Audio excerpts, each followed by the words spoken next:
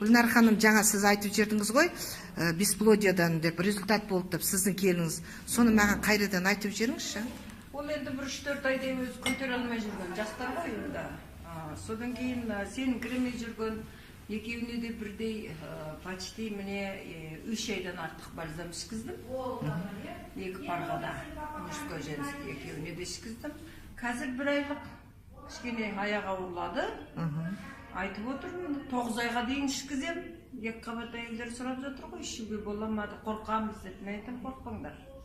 Бұны айтып отырған себебіміз любой адамға айта беріңіздер. Осы бальзамның арқасында міне аяқ ауыр болып отырған. Неге аяқ ауыр болмайды? Потому что азаматтың бойынан калий мен кальций кеткенде ұрық сұйылады. Әйел адамнан көргенде, ол может әйел адамнан демейсіз.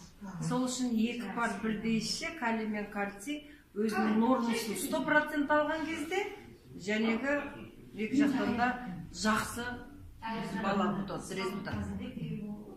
Рахмет сізге.